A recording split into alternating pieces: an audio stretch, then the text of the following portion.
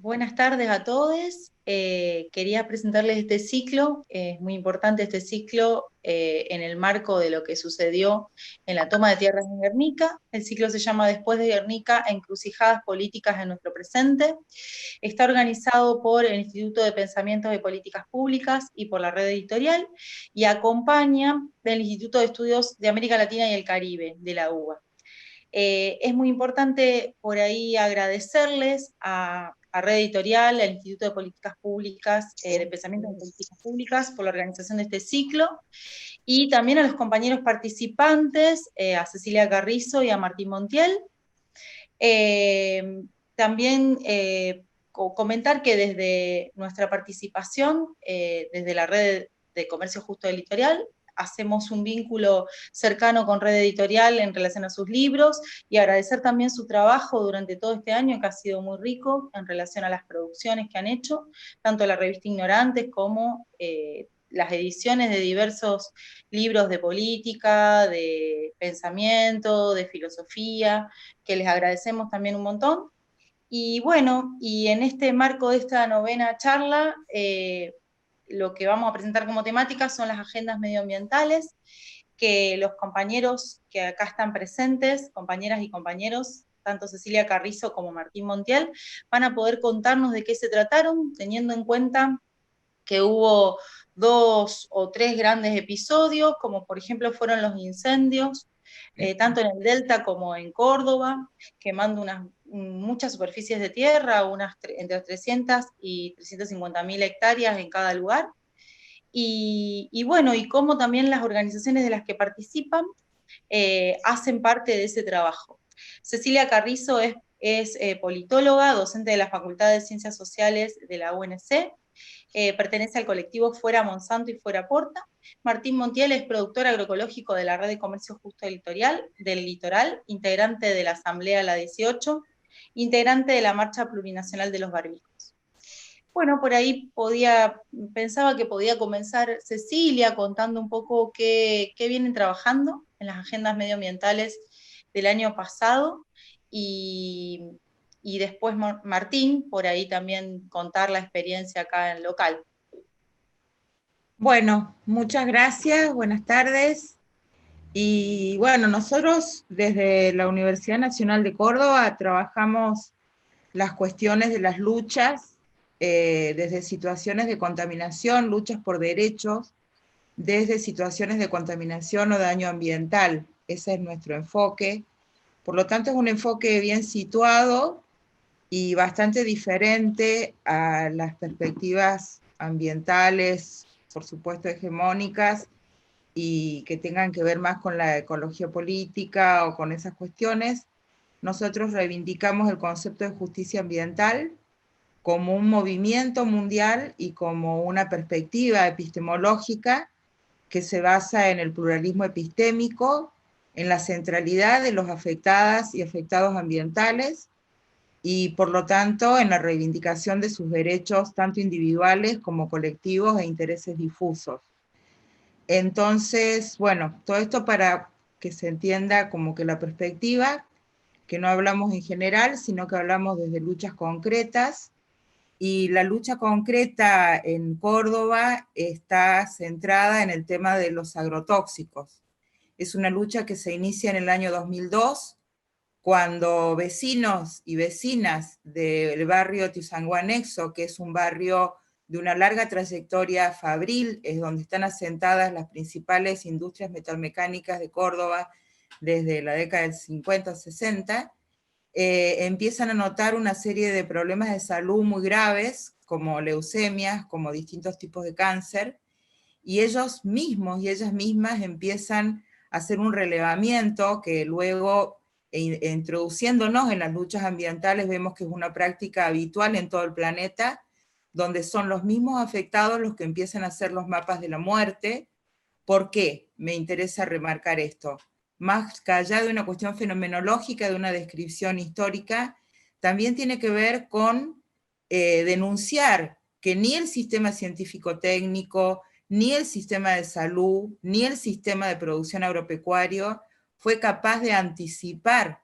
los efectos de los agrotóxicos, del uso masivo de agrotóxicos, desencadenado en Argentina a partir del año 1996 con la aprobación de la soja transgénica por parte del entonces secretario de Agricultura, alertó acerca de esta situación. Esto es muy grave, ¿no? Porque se hubieran podido disminuir los daños, generando zonas de resguardo, etcétera, etcétera, alertando a la población, y nada de eso se hizo. Entonces la gente empezó a sentir en sus cuerpos los efectos de los agrotóxicos, con enfermedades agudas en una primera instancia y con enfermedades crónicas. Las primeras enfermedades crónicas que se manifestaron fueron las leucemias, y fue lo que desencadenó la movilización. Muy por arriba la proporción de leucemias en comparación con lo que es la media a nivel mundial. Bueno, por supuesto que ahí empezó el Festival de los Análisis, que es una cuestión que sucede mucho en los temas ambientales, el desconocimiento, la inoperancia o la complicidad de las instituciones públicas, ya sea municipales, provinciales o nacionales, y bueno, por supuesto la solidaridad impresionante de todas las organizaciones de derechos humanos, organizaciones barriales, partidos políticos de izquierda, movimientos sociales, en apoyo a lo que se dio a conocer como la lucha de las madres de Barrio Ituzaingó Anexo. A partir de esa denuncia, tanto las madres como nosotros acompañando, como un montón de movimientos, empezamos a ver que esta denuncia de los efectos de los agrotóxicos se empieza a dar en todo el país, se empieza a dar en toda la región, se está dando a nivel mundial, ¿no? Es muy conocido, por ejemplo, la afectación que hubo en distintos países, como por ejemplo la India, ¿no? Las distintas cuestiones que trae aparejada este uso intensivo de agrotóxicos, que no solamente afecta a la salud, sino que afecta a toda la organización social. Nosotros de alguna forma decimos que esta nueva forma de producción agropecuaria es la revolución productiva del populismo neoliberal y neoconservador que inaugura Menem, porque hay una transformación de lo que es el campo a través de lo que es todo lo que es la producción granaria destinada al consumo de commodities, toda la revolución tecnológica que hay, de la cual también Córdoba es parte, porque acá se produce metalmecánica para la siembra directa, se produce información para la producción satelital, es decir, bueno, hay una serie de cuestiones que están interviniendo y que hacen que el modelo sojero avance sobre el norte del país, llega a Bolivia, llega a Paraguay, llega a Brasil, e imponga a través de los hechos consumados la lógica de la producción transgénica. Brasil, por ejemplo, resistió hasta que la soja de contrabando avanzó y bueno, ya tuvo que admitir los transgénicos, pero fue tardío. Bueno, en torno a este problema, la lucha de las madres de Barrio Ituzaingó logró una cuestión muy importante, como fue que se comprometieran funcionarios, y en el año 2008, ellos empiezan sus denuncias en el 2002, en el 2008 un funcionario público de la municipalidad hace una denuncia, y esa denuncia recién es tomada por el sistema judicial de Córdoba, y se realiza en el año 2012 el primer juicio contra fumigaciones ilegales, que tuvo una sentencia solamente por 3 años y una sentencia condicional, pero bueno, lo que permitió ese juicio fue definir que la contaminación con agrotóxicos es una contaminación que se inscribe dentro de la Ley de Residuos Peligrosos, que es una de las principales leyes ambientales que tiene nuestro país, y que define claramente que los residuos de agrotóxicos son residuos peligrosos porque ponen en riesgo, ¿no? O sea, en el tema ambiental no hace falta que digan esta persona se muere por este contaminante, sino que el delito es poner en riesgo la salud de la población. Pero bueno, lamentablemente no se siguió una demanda civil. Recién a partir del año 2012 se inicia la demanda civil y bueno, está todo esto muy trabado, ya estamos en el 2021, no ha habido ningún avance en este sentido, y a nosotros eso nos preocupa mucho. Nosotros trabajamos mucho el tema de la cuestión del resarcimiento como una cuestión clave para las víctimas ambientales, porque la transformación en la vida de las personas es total. O sea, las personas que tienen leucemia pueden llevarla como una enfermedad crónica. Las personas que tienen malformaciones, de hecho, tienen padecimientos crónicos que se les van complejizando, por ejemplo, a los niños a lo largo del desarrollo, desde el tema de usar pañales, desde el tema de tener que ir a 4 o 5 médicos porque tienen problemas de distintas especialidades,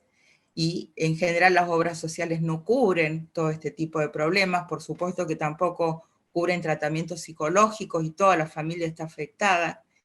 Entonces, para nosotros es muy importante trabajar el tema del resarcimiento. Otra cuestión que tiene que ver con el modelo de los agronegocios y que tiene que ver con este año, tiene que ver con el funcionamiento de una planta de biocombustible que se inaugura en el año 2012 en la ciudad de Córdoba, en el medio de una zona residencial, que es la planta Porta Hermanos, que se enuncia como productora de bioetanol, es decir, de productora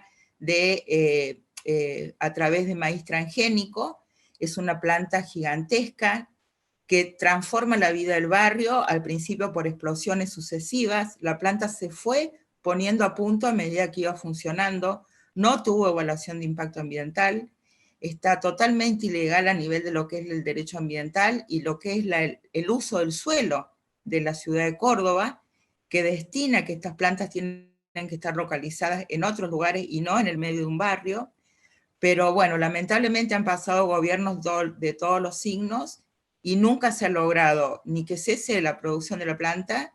ni que se hagan estudios desde el área de salud estatal, sino que ha sido gente de la Universidad Nacional de Córdoba la que ya lleva realizada 2 relevamientos. La doctora Delia Ayaza de la Universidad de Río Cuarto y su equipo ha demostrado también el daño genético en la población y fundamentalmente en niños de los barrios aledaños a la fábrica Porta. Y bueno, sin embargo, lo único que hizo la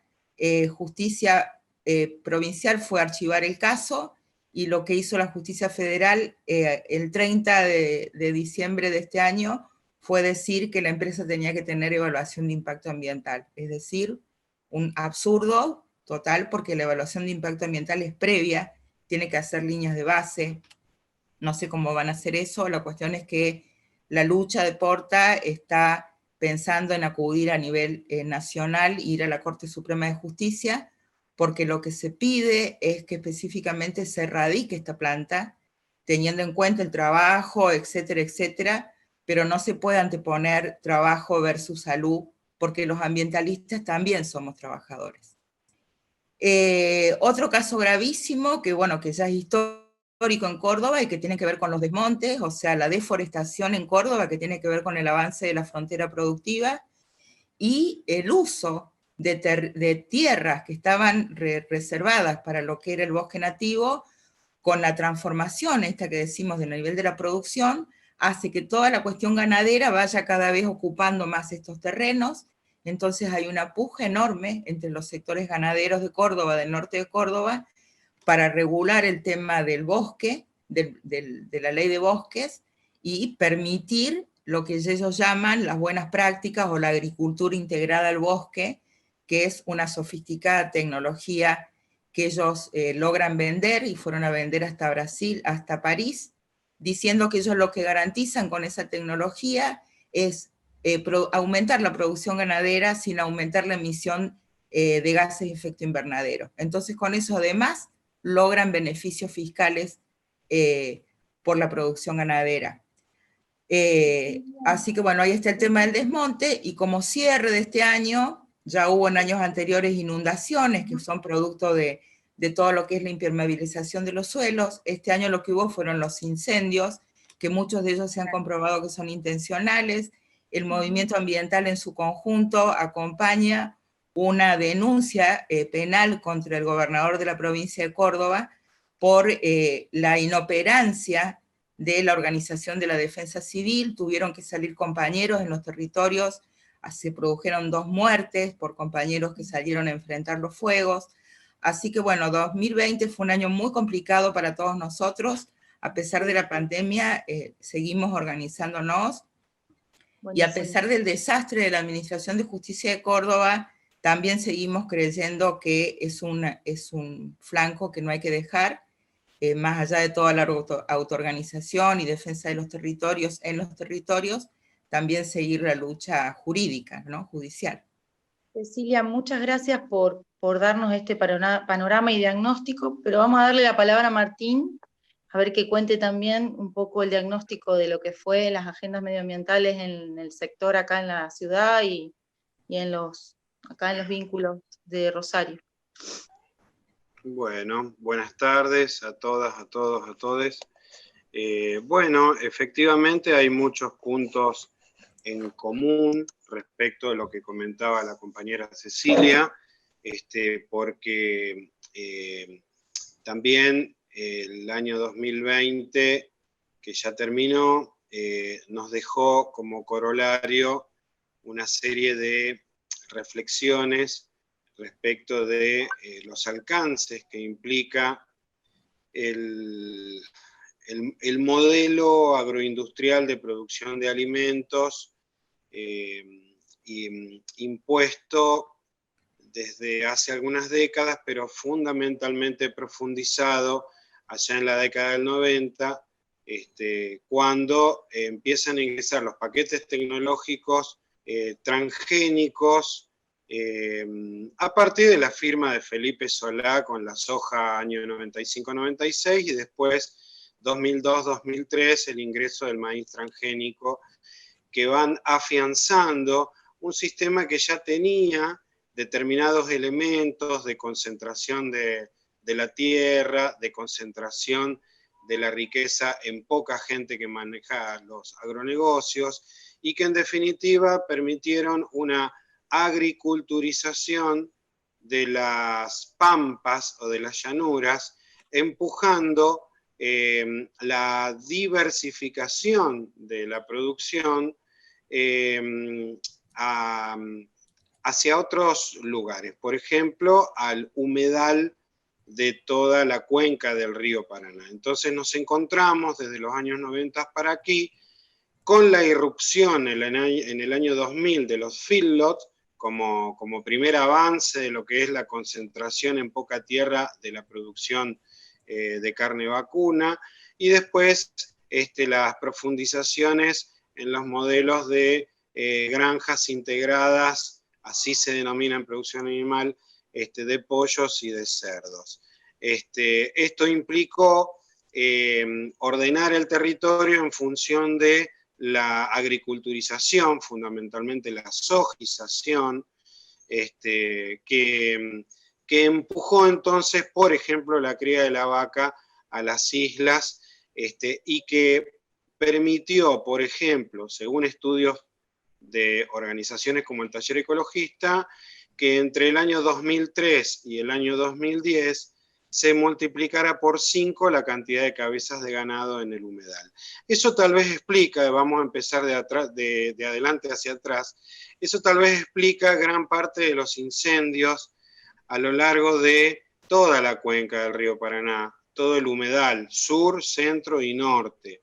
Es una práctica para mejoramiento de pasturas que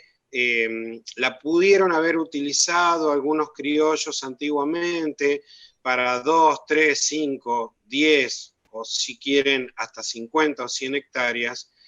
pero en este caso estamos hablando de una práctica que en manos de la concentración económica del agronegocio implicó cientos de miles de hectáreas con muy pocos dueños, que entre paréntesis son usurpadores de tierras fiscales en muchos casos. Fue una lucha, digo, la última de todas, que en realidad, digamos, fue encarada de una manera muy interesante en el proceso de construcción de multisectoriales que fueron afianzándose sobre la marcha, autoconvocados por los humedales, multisectorial por los humedales, organizaciones con gente joven que se iba nutriendo sobre la práctica diaria de su marco ideológico político, ¿no? Entonces, son luchas absolutamente heterogéneas. Otras organizaciones un poco más antiguas, como el Paren de Fumigarnos, que es una multisectorial que ya cumplió 15 años en toda la región, o como la Marcha Plurinacional de los Barbijos, donde tengo la suerte y el honor de poder participar representando la Red de Comercio Justo del Litoral, vienen con un trabajo contra los extractivismos fundamentado, al igual que comentaba la compañera Cecilia allá en Córdoba, en la lucha contra los agrotóxicos. En definitiva, son organizaciones que, cruzando experiencia con las organizaciones nuevas que aparecieron en la lucha socioambiental en el 2020, armaron un frente muy interesante, un ida y vuelta de experiencias, de discursos políticos, de prácticas en el territorio que permitieron instalar en los medios, que permitieron instalar en las agendas políticas, en algunos políticos que tienen representatividad, en legislatura, en consejo deliberante, etcétera, toda una nueva propuesta socioambiental. Se ha capitalizado aquello que siempre bregamos por la visibilización, ¿no? Se ha capitalizado porque se han logrado avances. Lo que cerró el año pasado en la Cámara de Diputados de la Nación tiene que ver con las luchas socioambientales en diferentes puntos del país, y lo que ha cerrado la legislatura provincial o el Consejo Deliberante de Rosario, también sienten la marca de todas estas organizaciones sociales que les están diciendo, guarda que nos estamos mirando y que nosotros tenemos una agenda política, escúchennos. Y los dueños de los agronegocios no están tan cómodos en ese sentido. Claro está que las políticas globales en donde Argentina está insertada necesitan de la producción de agrodólares, y ahí tenemos una gran contradicción, porque el agronegocio realmente avanza y la frontera agrícola ganadera avanza, y bueno, es la lucha justamente lo que nos va a permitir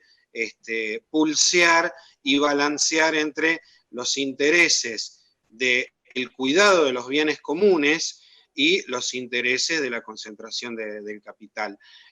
Por lo tanto, desde todo ese recorrido del 2020, a través de estas organizaciones,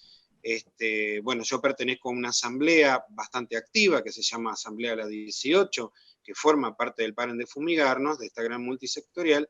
se van haciendo acciones concretas. El año pasado terminamos con una caravana de vehículos atravesando diferentes barrios de la zona sur del departamento Rosario, visibilizando la situación de los agrotóxicos y relacionándola directamente con la quema de los humedales. Somos unos convencidos de que una situación es consecuencia de la otra. No hubiera habido quemas intencionales de este tenor si no hay agronegocios y concentración de la tierra y de la riqueza que obliguen a semejante práctica, ¿no? Entonces, de alguna manera nos ha, y por favor que no se malinterprete,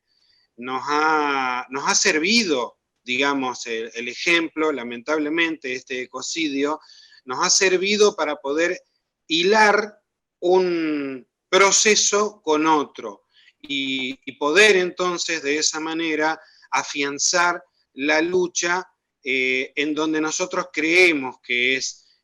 lo central, que es el paquete tecnológico que acarrea el modelo agroindustrial de producción de alimentos que plantea el sistema capitalista global, y que, bueno, al territorio argentino le toca lo que le toca en esta división internacional del trabajo. Básicamente esa sería la presentación de lo que venimos haciendo en esta zona, en este territorio, con, ya habrán visto, puntos en común con la lucha allá en Córdoba. Buenísimo. Me parece muy importante lo que han dicho los dos compañeros. En mi caso, mi nombre es Mariana Masúfero, yo soy ingeniera agrónoma y también veo desde mi especificidad estas problemáticas. Lo que nombraron en relación a los agrotóxicos no es un pormenor. De hecho, todo el simbolismo con los barbijos, que hoy en día los tenemos que usar por una pandemia, que es por otra cosa, tiene mucho que ver con lo intoxicados que estamos con los agrotóxicos, y bueno, y pensando en eso, también quería preguntarles a ustedes qué pensaban si durante todo este tiempo, toda esta agenda del año pasado y la que viene, cómo se ha podido visibilizar esa problemática en las comunidades, qué impactos por ahí políticos o de algunas cuestiones políticas ha tenido esa problemática. Que por ahí es interesante para poder pensar cómo siguen cómo seguimos en esta lucha, ¿no? Bueno, yo lamento, pero soy bastante, para mí, objetiva, ¿no? No es que sea pesimista. Yo lo que veo que en Córdoba, así como a nivel de país, nos ha costado muchísimo organizarnos y superar una cuestión particularista de cada uno de los territorios. En esto creo que se suma las dificultades nuestras y también operaciones del sistema político muy concreto para que no nos organicemos, para que no se fortalezca el Paren de Fumigar Córdoba, para que los Paren de Fumigar de todo el país no se unan. Seguimos siendo distintos Paren de Fumigar separados. Lamentablemente esto nos resta muchísima fuerza. Y bueno, a nivel de lo que es específicamente Córdoba, nosotros el año pasado inauguramos en el 2019, inauguramos una multisectorial ambiental en Córdoba para enfrentar y apoyar las distintas luchas, pero bueno, los trabajos siguen siendo muy locales, los dueños de la provincia siguen organizándose. Este año, a fin de año, se anunció con bombos y platillos la profundización de una política que en Córdoba viene siendo ejemplar a nivel de país, incluso se habla de exportarlo a nivel de país, que es el de conformar consorcios de productores. Estos consorcios de productores, Córdoba los viene probando ya desde hace varias décadas. Empezaron con el tema de los consorcios por los suelos, consorcios por los caminos secundarios, consorcios por la gestión de los canales, y ahora consorcios para la gestión de las cuencas hídricas de la provincia. Es gravísimo porque esto es dinero público que se le da a estos consorcios de productores. Si ustedes se ponen en la web a buscar, estos consorcios son poderosísimos, tienen mutualismo, tienen cantidad de cuestiones, eventos, etcétera, etcétera. Pero fundamentalmente significa que el diseño del territorio queda en manos de estos consorcios. Y no hay ninguna capacidad de la ciudadanía en cuanto a sujetos individuales con derechos de incidir en esa planificación. Eso se demostró totalmente, por ejemplo, en el caso de los incendios. La provincia sacó en todas las zonas incendiadas esa cuestión de la gestión de los consorcios, y todos los compañeros que estaban dando su vida en los territorios enfrentando el fuego nunca tuvieron participación en ninguna de las cuestiones que tenían que ver con la política específicamente de eso, y tampoco con el resarcimiento. Entonces, acá tenemos cada vez más un Estado de los productores, para los productores y por los productores. O sea, cada vez más lejos de una democracia, si es que alguna vez la tuvimos, y cada vez más cerca de un gobierno corporativo. Frente a eso, han surgido dos llamamientos, uno de un compañero de Villa Ciudad Parque, Pablo Riveros, a hacer un partido político verde, y después un llamamiento de un abogado, bueno, y cuando digo personas es para fijarlas, pero bueno, son grupos, colectivos de gente, para ver si podemos construir una herramienta que tenga algún tipo de representación. Nosotros, a nivel del Poder Legislativo de la provincia, si bien tenemos 2 o 3 legisladores que son de partidos de izquierda, del Frente de Izquierda, del PO, etcétera, del MST, más allá de esos apoyos no logramos, y todos los otros legisladores, ya sea de Juntos por el Cambio, ya sea del Frente para la Victoria, o de Hacemos Córdoba, o como quieran llamarlo el peronismo, todos votan de acuerdo a las políticas que define el gobierno de Córdoba. Es decir, votan por las buenas prácticas agrícolas,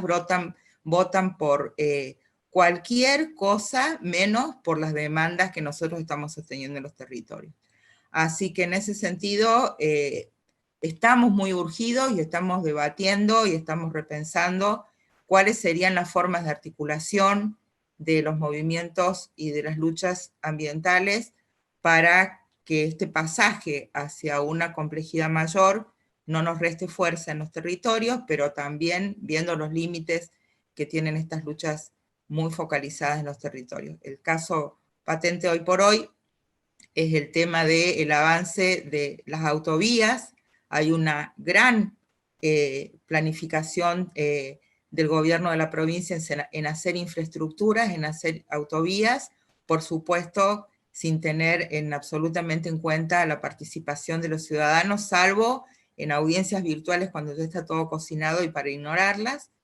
Así que bueno, eso es una cuestión bastante urticante porque también todo se ha precipitado. En diciembre han estado trabajando a full para tirar la expropiación de los terrenos y avanzar en la autovía de montaña por el Valle de Punilla. Así que bueno, estamos muy preocupados por eso también.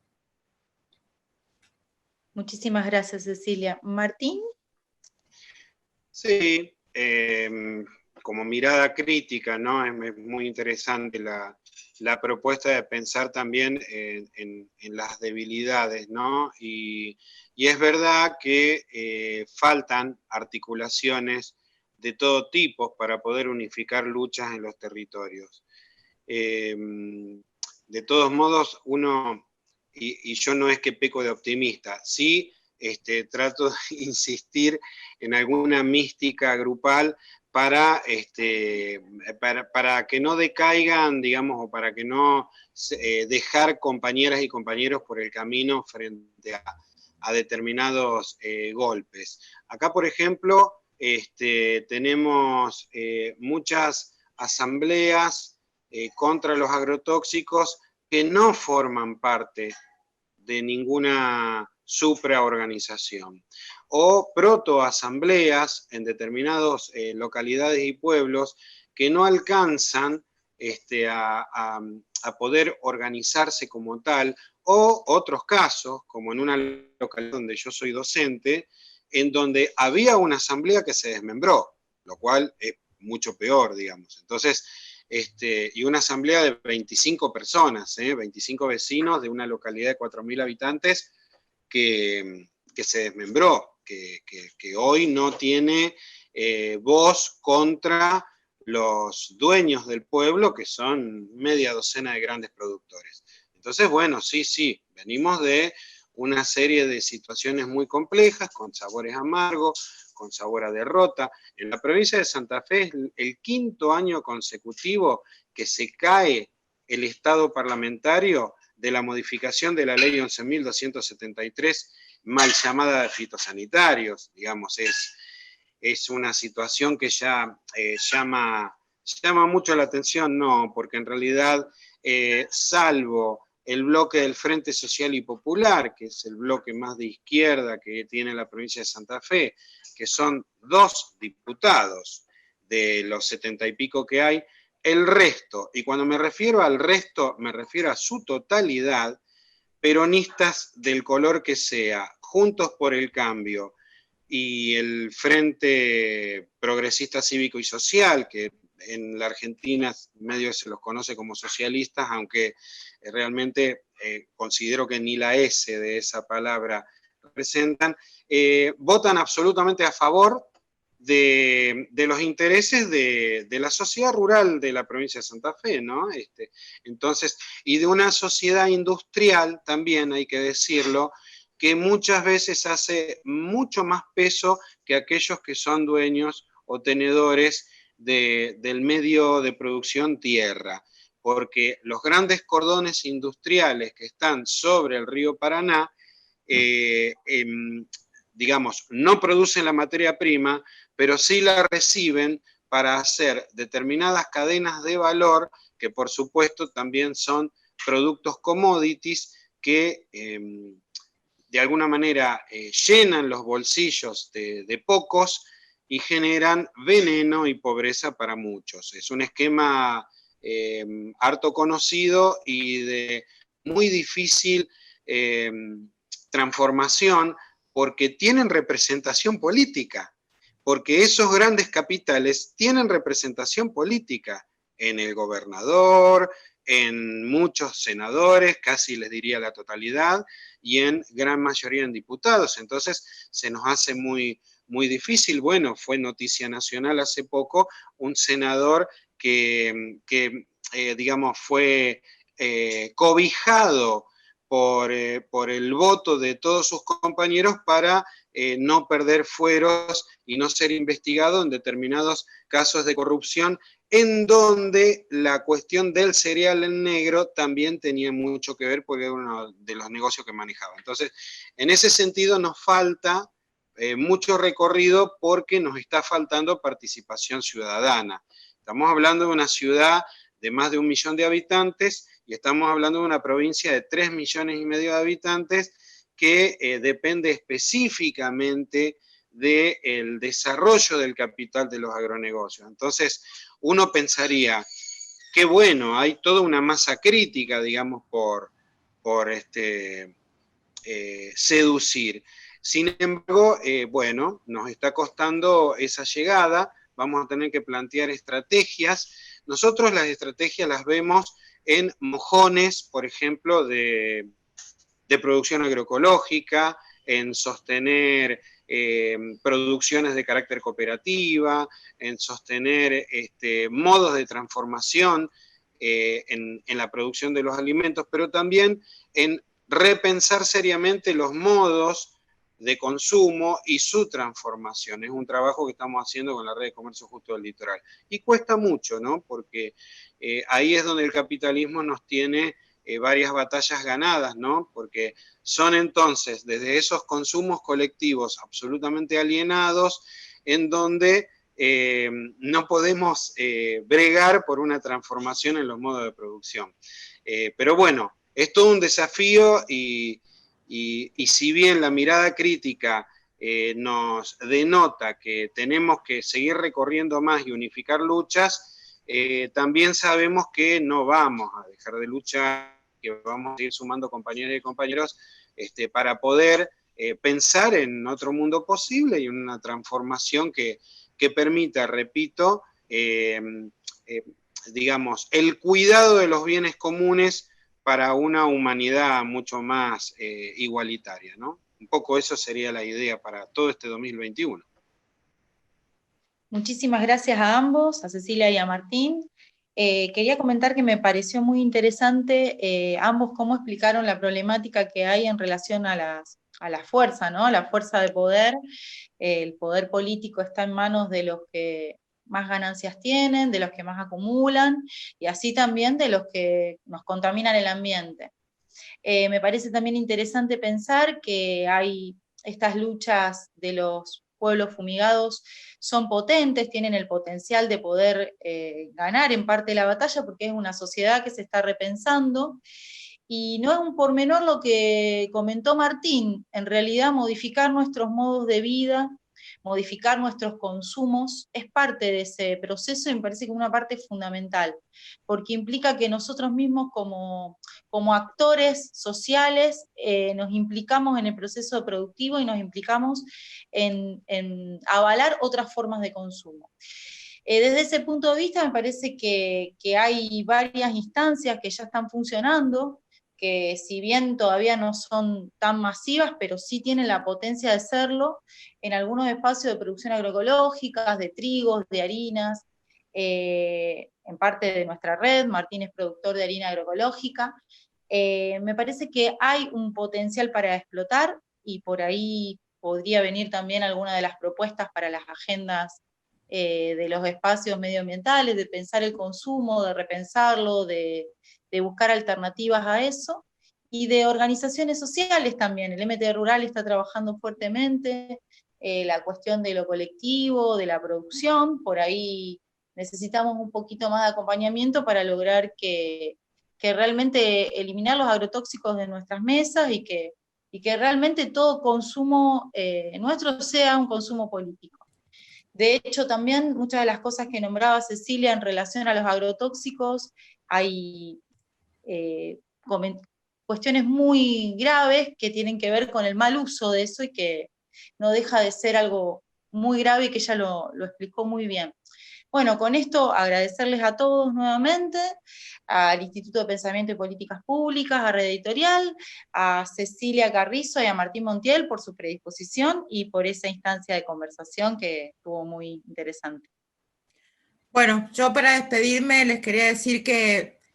nosotros desde la perspectiva de los afectados comprendemos el tema de construir otro mundo, otras alternativas de producción, de consumo, etcétera, etcétera, pero si los biocombustibles siguen avanzando como están avanzando, no va a alcanzar ninguna red de comercio justo ni de agroecología, porque están constituyéndose jeques